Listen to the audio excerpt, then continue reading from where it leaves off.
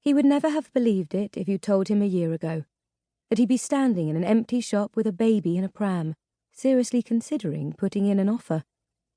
The pram had been a stroke of luck. He'd seen an advert for a garden sale in a posh part of North Oxford, and the bargain hunter in him couldn't stay away. The couple had 2 very young children, but were moving to Paris. The pram was pristine, of the kind the Queen might have pushed, or rather, her nanny. The woman had wanted £5 for it. Julius was sure it was worth far more, and that she was only being kind. But if recent events had taught him one thing, it was to accept kindness, with alacrity before people changed their minds.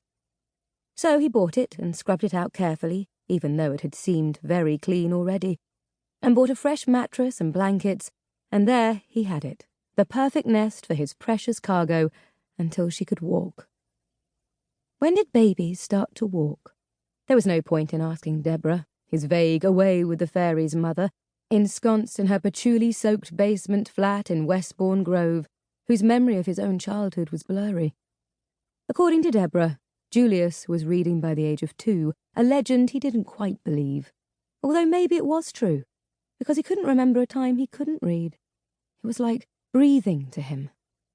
Nevertheless, he couldn't and didn't rely on his mother for child-rearing advice. He often thought it was a miracle he had made it through childhood unscathed. She used to leave him alone in his cot, while she went to the wine bar on the corner in the evenings. "What could go wrong?" she asked him. "I only left you for an hour." Perhaps that explained his protectiveness toward his own daughter. He found it hard to turn his back on her for even a moment. He looked around the bare walls again. The smell of damp was inescapable, and damp would be a disaster. The staircase rising to the mezzanine was rotten, so rotten he wasn't allowed up it. The 2 bay windows on either side of the front door flooded the shop with a pearlescent light, highlighting the golden oak of the floorboards and the ornate plasterwork on the ceiling. The dust made it feel otherworldly, a ghost shop, waiting for something to happen. A transformation, a renovation, a renaissance. "It was a pharmacy originally," said the agent, "and then an antique shop. Well, I say antiques. You've never seen so much rubbish in your life." He should get some professional advice, really. A structural survey, a quote from someone for any work needed. Yet Julius felt light-headed and his heart was pounding.